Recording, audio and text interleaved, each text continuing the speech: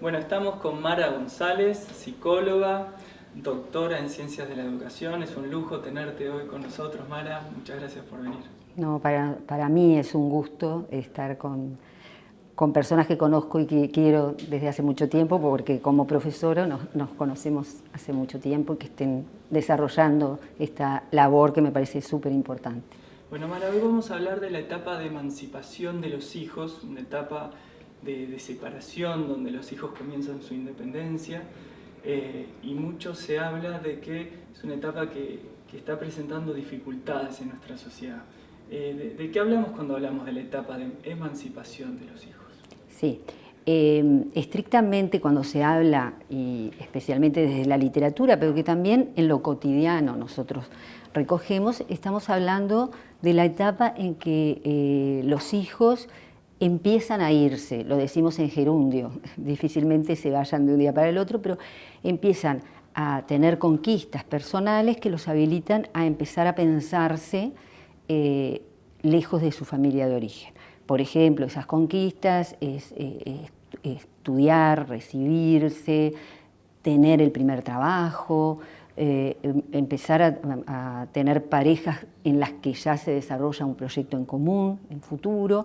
Entonces, esas son las señales que se supone que luego se van a concretar con la salida concreta de los hijos de la casa, o sea, cuando se van de la casa, ¿no? Es una etapa que puede durar más o menos tiempo, depende de las familias y de los hijos, de los padres, pero que empieza a gestarse al final de la adolescencia, se supone, y lo que se dice, volviendo a lo que tú me decías, sí, que se está de alguna manera demorando si nosotros comparamos con etapas anteriores, ¿no? Hay como una sensación, eso es lo que se recoge, que esta etapa está más demorada, más dilatada en el tiempo y que hay reales dificultades para salir o para salir bien, ¿no? Para que todas las partes, los padres y los hijos, lo vivan realmente como es, una etapa de crecimiento y parte de la vida del ciclo de las personas y del ciclo de vida familiar.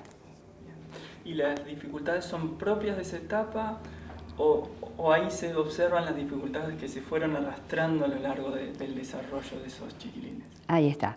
Puede haber dificultades propias de la etapa, pero si estamos hablando de familia, estamos hablando, la familia se recrea de alguna manera en cada etapa, va recogiendo los logros, las frustraciones de etapas anteriores. Entonces, pero la emancipación no empieza en esa etapa, cuando los hijos empiezan a proyectar irse o empiezan a tener sus propias conquistas.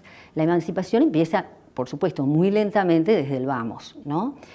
Y creo que ahí sí, en esa etapa, lo que se define más es el gran objetivo de la educación. Si nosotros, de la educación de los hijos, si los padres se plantean como gran objetivo formar para la vida a sus hijos, evidentemente los empiezan a formar desde el vamos. Y esta etapa lo que hace es resolver todas las pequeñas conquistas y pasos que se han dado en etapas anteriores, ¿no? Pero evidentemente ya hay pequeños ensayos en cuanto a la autonomía que se pueden ir dando en etapas anteriores. De hecho, hacer ensayos e ir estimulando la autonomía de los hijos es lo que posibilita, de alguna manera, la resolución exitosa de la etapa propia que se llama emancipación, ¿no? ¿Y cómo entendés vos esto de formar para la vida? ¿Qué significa? Claro, ahí está. Eso se dice fácilmente, pero formar para la vida, evidentemente, esto que se dice también, bueno, los hijos son nuestros, pero también tenemos que ir desde el vamos, pensando que no siempre vamos a estar, que estamos formando personas con el objetivo último, allá capaz al principio lejos, al principio de la vida de un hijo está muy lejos ese objetivo, para que sea un adulto responsable, consciente de su valía, realmente independiente, que pueda tomar sus propias decisiones, ¿no? Entonces, Evidentemente eso no se hace de un día para el otro, sino que se van haciendo en pequeños pasos. Evidentemente el ir aceptando que ese bebé que es tan súper dependiente en sus primeros días empieza a tomar un poco de distancia por el solo hecho de empezar a caminar, empezar a hablar, ya eso ya le permite, son las primeras conquistas bien claras hacia la autonomía, le permite manejar las distancias, saber cuán lejos, cuán cerca quiere estar del papá o la mamá, cuánto puede explorar del mundo por sí mismo, que antes exploraba lo que le permitía, lo que le permitían los adultos, ¿no? Lo que tenía alrededor cuando se empieza a interesar por el mundo. Pero empiezan los pequeños logros, ni qué decir después cuando empieza a salir de su círculo familiar, ¿no? Por ejemplo, la entrada a un centro educativo, a un jardín de infantes, por ejemplo. Ahí es otro gran paso hacia la autonomía. Es la primera vez que el niño conoce otras personas fuera de ese círculo familiar de papás, mamás, hermanos, tíos, abuelos que lo acompañaron hasta ahora, ¿no? Entonces son pequeños pasos y bueno, y esos pasos habría que irlos dando con alegría, con celebración, con acompañamiento, por supuesto, con mucho acompañamiento, ¿no? Pero en la etapa que estábamos hablando, final de la adolescencia, principios de la juventud, es también empezar a plantearse de parte de los padres que nunca se deja de ser padre. Por supuesto que la figura de los padres puede ser referencial durante toda la vida, pero cambia mucho, es una etapa de retiro y capaz que es eso lo que hace que sea difícil de vivir, ¿no? En el sentido que ese retiro de a poquito de la vida de los hijos, que ya son adultos o que están empezando a ejercer roles propios de la vida del adulto, que se van recibiendo si estudiaron, que están ejerciendo sus trabajos, que ya están haciendo proyectos de vida de pareja e inclusive están planificando empezar a tener sus propios hijos, hace que los padres sientan que, bueno, que esos padres que eran todo para sus hijos en las primeras etapas, ¿no? Y que después se han ido retirando de a poquito, pero esta es como la gran retirada, que coincide con otras retiradas de la vida, porque esos papás más o menos, si tienen hijos en esas edades, están teniendo unos 50 años, 60 años aproximadamente, más allá de la diversidad de todas las familias, y eso también los pone frente a otras retiradas, como decíamos, la retirada laboral, hacer planes, si no están jubilados, empezar a hacer planes para eso, empezar a vivir la etapa del envejecimiento, ya no tenemos tanta fuerza, tanta vitalidad como en las primeras etapas, e inclusive hasta vivir la enfermedad y el fallecimiento de sus propios padres. Todo eso son retiradas, ¿no? Que se van sumando. Entonces, eso puede hacer que dificulten algo, aún en las familias que vienen educando hacia la autonomía, dificulten algo esta etapa. En ese sentido, a veces, Mara, les puede costar más a los padres esta etapa que incluso a los hijos, que en general se habla más de, bueno, los hijos no logran independizarse, pero quizás los padres ahí también juegan un factor importante en la retención en esa etapa de sus hijos. Claro. Pueden ser cuando hay una relación, como la relación padres-hijos, cuando estamos hablando de familia, es una relación totalmente de ida y vuelta, circular. Evidentemente, estábamos poniendo un poco de acento a los padres, pero también hay devoluciones que continuamente se van haciendo. Es una relación circular. Los padres pueden invitar y estimular a esa emancipación, pero va a depender de los hijos. Es ejemplo claro de todas las familias. Hay muchos padres que se pueden interrogar, pero ¿cómo Juan, voló y peleó por su independencia? Y acá tenemos a María, que tiene no sé cuántos años y está totalmente instalada, o al revés, ¿no?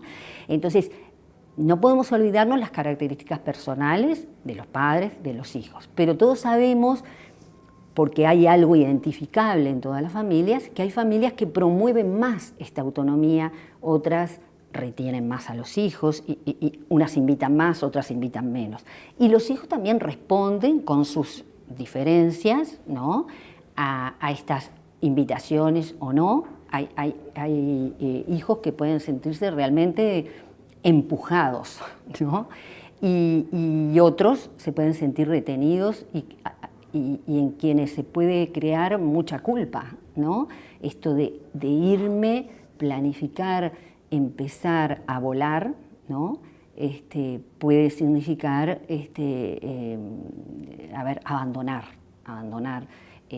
Pero entonces son mensajes que muchas veces no se dicen, no se mandan con palabras, sino con algunos gestos, ¿no?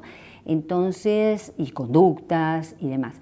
Entonces, es una etapa realmente muy interesante en la vida de las familias, y también nos hemos concentrado mucho en la familia, ¿no?, en los padres de Juan y María, ¿no?, y en esa relación circular, pero también está todo el entorno, está la comunidad que sostiene o no esa etapa de emancipación, la retarda o la acelera. Y ahí podemos comparar, hay sociedades como mucho más individualistas que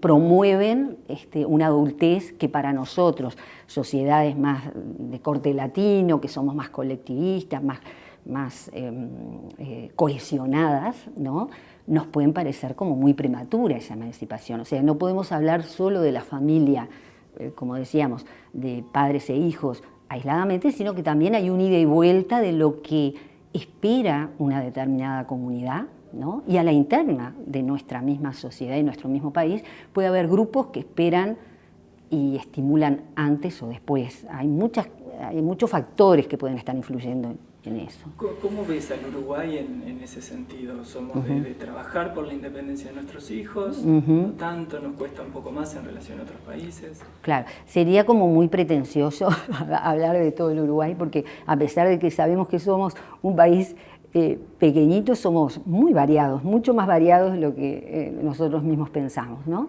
Y aparte las familias, te quiero decir algo también, me parece que es súper importante, y esto pasa en todo el mundo, estamos viviendo las familias un momento de creciente diversidad. Si antes, hace 50, 60 años, uno decía la familia y uno se imaginaba más o menos lo que teníamos acá adentro, siempre eran familias nucleares, tradicionales, papá, mamá, hijos. Ahora nos enfrentamos, y esto es aquí y en el mundo, a una creciente diversidad de familias. O sea, cuando decimos familias, decimos muchas cosas a la vez. No podemos comparar una familia con otra, ¿no? Dentro de ese contexto, te puedo contar si nosotros investigando tratamos de en alguna oportunidad hacer estudios, no estudios comparativos, utilizar instrumentos que vienen siendo utilizados en otras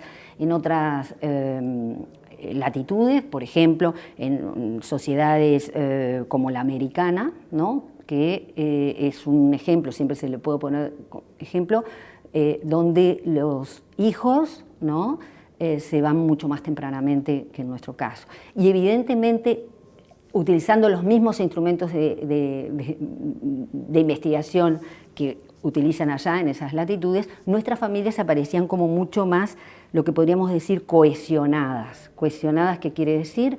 O sea, que inclusive, según esos mismos instrumentos, podríamos aparecer como familias casi que caeríamos en lo que se llama la aglutinación, o sea que estamos muy pegaditos. Y el estar muy pegaditos, que es muy, otra vez, de las sociedades latinas a las que pertenecemos, podría tener el riesgo de que ese estar pegados, porque nos queremos acompañar, porque para nosotros, por ejemplo, reunirnos los domingos es muy importante, porque la familia, comer juntos un asado, reunirnos, contarnos, todo eso puede ser muy positivo por un lado, pero puede estar amenazando, al estar tan pegados, la resolución en esta etapa especialmente de los proyectos personales, ¿se entiende, no? Entonces, el manejo de lo que se llama la cohesión familiar, que es la distancia que cada familia se da y que es óptima para demostrarse lo que se espera de la familia, amor para comunicarse con profundidad, porque es en la familia donde nos conocemos, crecemos. Por otro lado, si esa distancia ya es muy cercana, puede comprometer esos proyectos personales o puede hacer que los hijos tengan dificultades para salir bien, en forma saludable, con entusiasmo, a formar sus propias familias, ¿no? A veces los padres escuchamos se quejan un poco, bueno, cómo están demorando mis Sí, hijos, pero sí, también sí. esa dificultad de Sí, decir, bueno, sí. cuánto estamos contribuyendo, o cómo Claro, es la dinámica. claro. También los hijos, del lado de los hijos, para ver en esta relación circular, puede pasar también con todos estos cambios que, como yo te decía también, es lo que espera cada grupo y cada sociedad. Esas etapas de emancipación pueden ir variando a través del tiempo. Si comparamos con nuestros abuelos, seguramente si les preguntáramos a abuelos, a bisabuelos, la emancipación también se lograba de diferente manera. Las mujeres se emancipaban en todo caso si se casaban y tenían hijos, ¿no? Cosa que ahora varió mucho. Entonces, del lado de los hijos puede pasar también que retarden la emancipación porque estamos viviendo una época de mucho consumismo, donde se esperan ciertas comodidades, donde hemos avanzado muchísimo en ese sentido, en tecnología, en prestaciones de todo nivel. Entonces, muchas veces los hijos retardan la salida porque pretenden salir con todas las comodidades que tienen la casa paterna. Entonces, ahí también, ahí tenemos un problema, ¿no? Porque ahí, claro, van a demorar mucho más en salir, si esperan salir con el mismo nivel, ¿no? Que pueden haber obtenido en la casa paterna. En el crecimiento implica muchos sacrificios de parte de los hijos. En cada etapa hay ciertos sacrificios.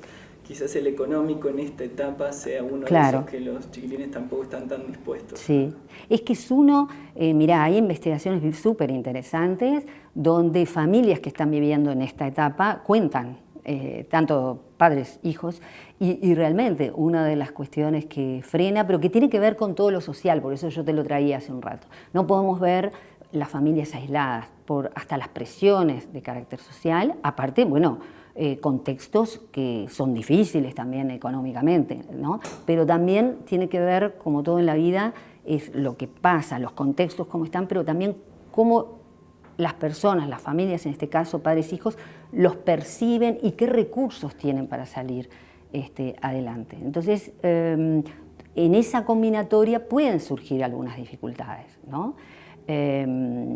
También se está dando muchas veces, así como se dice, hay etapas que no existieron hace mucho tiempo, no se hablaba de adolescencia, los niños pasaban a ser adultos mucho más abruptamente. Ahora también se está dando que, podríamos decir, o la adolescencia se alarga pero no es tan simple como eso, porque del lado de los hijos muchas veces hay pequeños ensayos de adultez, pero no completos y al mismo tiempo como se hacían antes. O sea, era adolescencia, adultez, y se iban tomando los roles más o menos todos juntos. Ahora hay como un asomarse, algunos dicen adultez emergente, por eso. Hay algo que se asoma pero que se esconde, ¿no?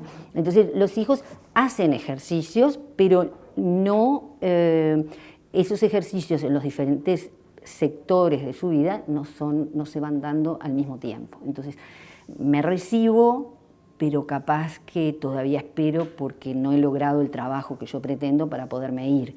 Entonces, tengo un trabajo, pero hasta que no me caso, pero también espero un poco más para tener hijos. Entonces, las etapas se van realmente alargando, ¿no?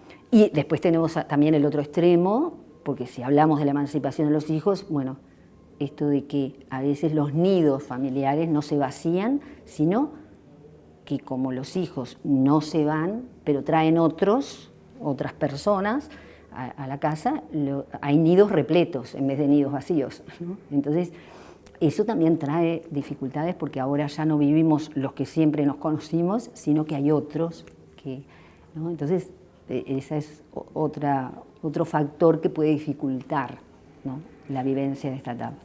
Bien, o sea que Mara, tenemos una etapa que es como un broche de oro de la educación, esto de educar para la vida, de que significa mucho para los padres, parece ser, por lo que vos decís, es el gran éxito de los padres, creo que sus hijos puedan independizarse, ser libres, tomar sus decisiones.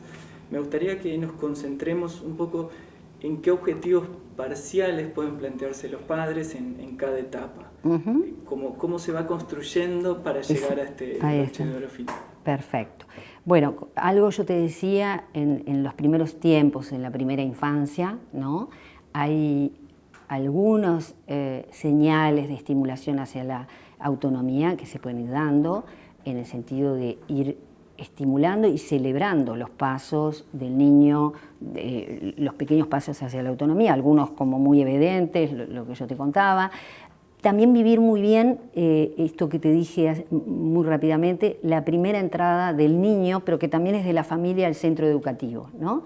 Muchas veces oímos ya en esas etapas papás, por un lado, sanamente preocupados, eligiendo dónde puede estar mejor y más cómodamente el niño, y ellos también como familia, pero también, bueno, ya está creciendo, ya se me está yendo, ya, ¿no? Y todos esos mensajes, siendo todavía muy pequeñito y siendo que el hijo, por supuesto, que necesita muchísimo todavía, ¿no?, también dejando elecciones, porque esto de tomar decisiones por sí mismo no se aprende de un día para el otro. Ir ejercitando esa toma de decisiones en cuestiones que no hacen en esa primera etapa a la supervivencia. Por ejemplo, que todavía el niño no se puede cuidar tanto a sí mismo, pero hay elecciones que sí puede ir haciendo, que no hacen a la supervivencia, pero que hacen a ese ejercicio, para no dejar para etapas posteriores el aprender a decidir y disfrutar de eso. El ejemplo clásico, poder elegir la ropa, poder elegir la ropa que me pongo dentro de lo que tenga que ver con no enfermarme, no querer ponerme algo de verano en invierno, pero dentro de algún rango. Eso te diría en la primera infancia, ¿no? Fíjate que después, al cierre de la primera infancia, cuando el niño aprende a leer, a escribir, ¿no?, esa es otra gran etapa. Se le abre un mundo impresionante, ¿no?, al niño. Entonces también acompañarlo en toda esa gran conquista que va a ser la puerta de entrada a otras grandes conquistas a nivel, si hablamos estrictamente de la escolarización del niño, ¿no? Y después, bueno, más tarde, acompañar y estar realmente acompañando a los hijos en la elección y en las preferencias que tienen los hijos, por ejemplo, todo el famoso tema de los amigos, ¿no? Entonces, estar ahí, porque por mucho tiempo y en muchos casos para toda la vida, los hijos empiezan a decidir, hasta, en cuanto a amigos, hasta una cierta etapa son los amigos que les da la familia. En realidad, cuando los niños son pequeñitos, van a los cumpleaños de los hijos, de los amigos de los papás. Pero después empieza a abrir todo un mundo, entonces yo le daría también jerarquía a todo ese mundo de amigos que van a ser muy importantes, y nos vamos a la siguiente etapa, en la adolescencia, pero que ya se van gestando cuando el niño está en la escuela, ¿no? Entonces, acompañar todas esas elecciones, poder charlar y comunicarse realmente cuando hay alguna preocupación de parte de los padres, bueno, ¿por qué estás tan próximo a fulano? Si hay alguna preocupación de parte de los padres, ir acompañando, ¿no? Desde dónde hace ese hijo esas elecciones que van a ser muy importantes, ¿no? Estar presente, acompañar, escuchar, pero también decir, también comunicar.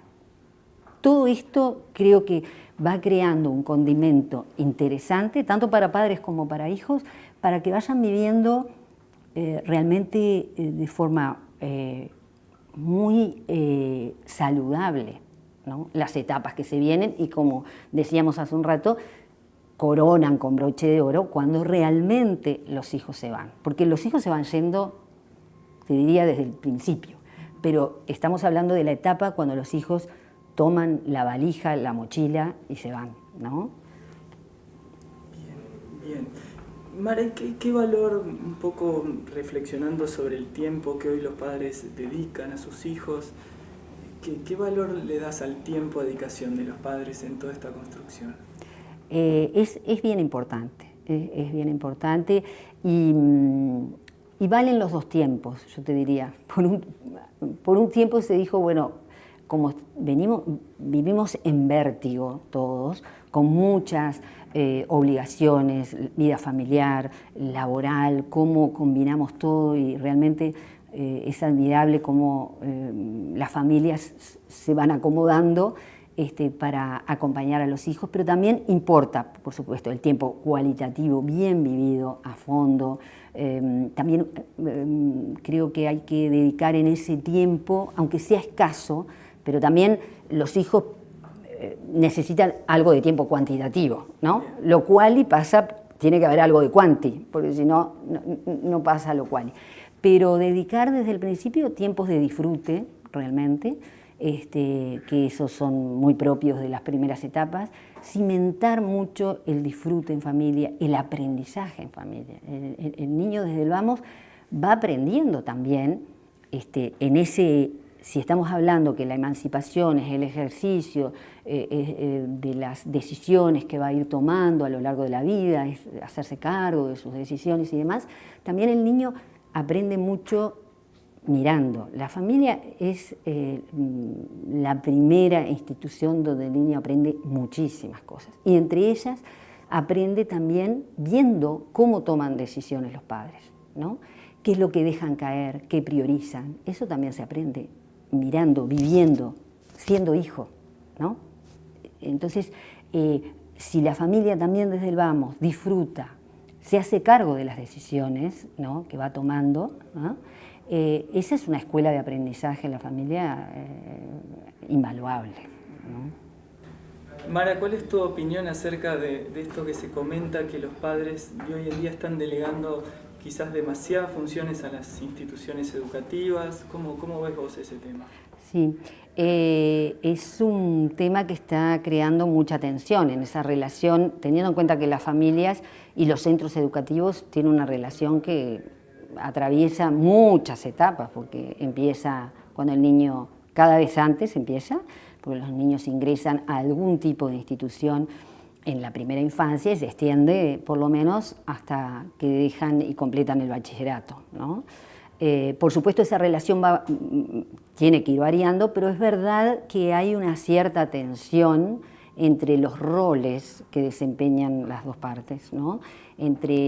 Que tiene que ver con esto que hablábamos hace un ratito del tiempo, de las múltiples funciones que tienen los padres que antes estaban como mucho más claras, ¿no? Eso que hablábamos, que las familias han ido cambiando, la diversidad y demás, estaban más claras porque los roles, la familia era casi única, había diversidad por supuesto, pero el modelo de familia era nuclear y dentro de las familias estaban los roles muy claros. En general la mujer no trabajaba, se dedicaba a los hijos, bueno, y ahora no, ahora los dos con toda seguridad, en la mayor parte de los casos, trabajan, comparten la educación de los hijos, comparten el tema del cuidado de la casa en general. Entonces, evidentemente eso ha hecho que aparentemente la familia todavía no se ha repuesto de este gran cambio, ¿no?, que viene en forma muy vertiginosa, mientras que las instituciones educativas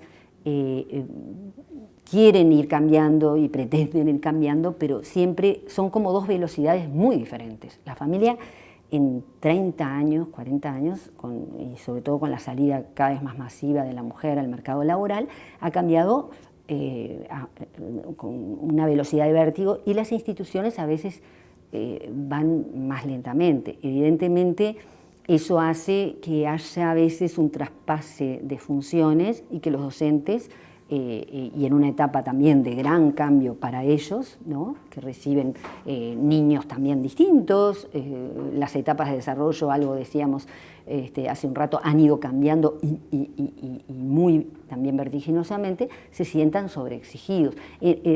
Pongo un ejemplo, en funciones que antes eran básicas,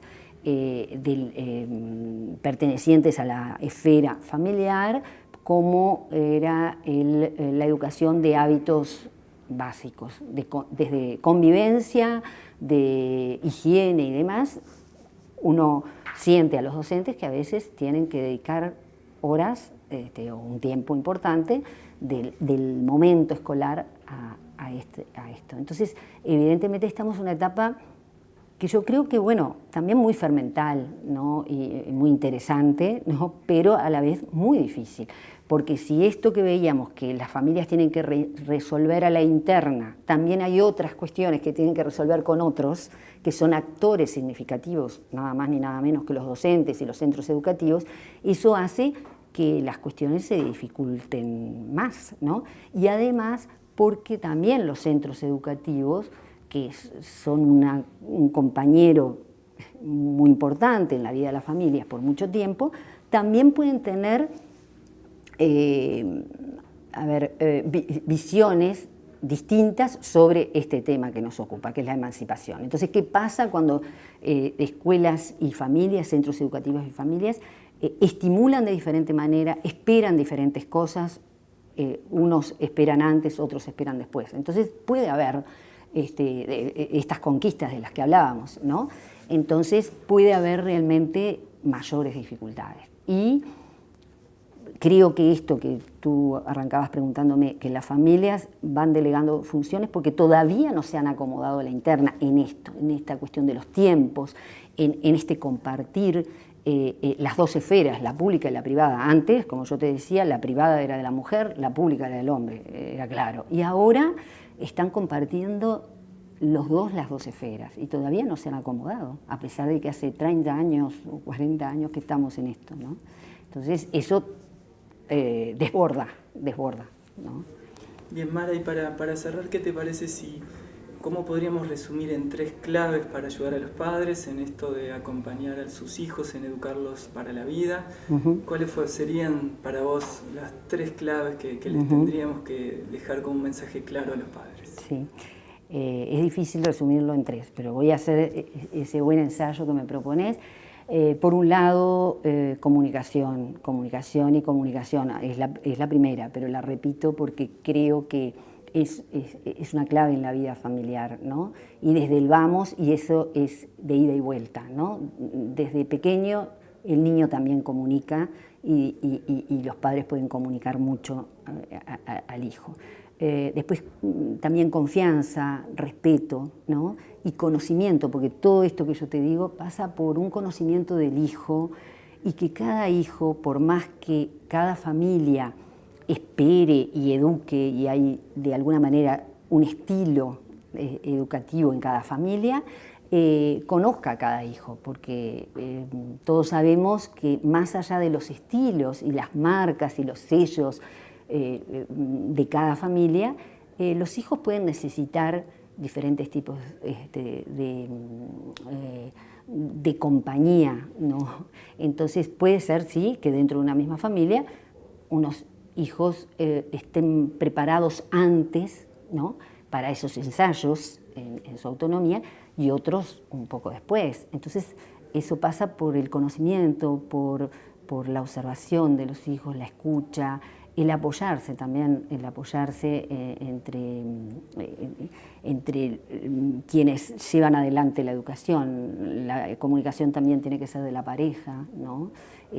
Para saber qué pedir, cuándo pedir, ¿no? a los hijos, y vivir esta etapa también con todo lo positivo, que es la primera etapa también, creo que no lo dijimos, en que en la familia hay asimetría, hay mayores y hay niños y hay una relación asimétrica clara desde el vamos, cuando los hijos nacen, y esta es la única etapa, te das cuenta, Daniel, donde se empieza, y que puede durar un tiempo, donde es una relación simétrica, donde hay padres de hijos adultos y puede traer cuestiones muy interesantes en esa relación, porque después cuando los papás envejecen se vuelve a esa asimetría, pero que también depende cómo se hayan vivido esas etapas anteriores, es cómo se viva esa otra asimetría, cuando los padres empiezan a envejecer, a ser más débiles y van a ser ellos los que van a ser protegidos y cuidados por los hijos, ¿no?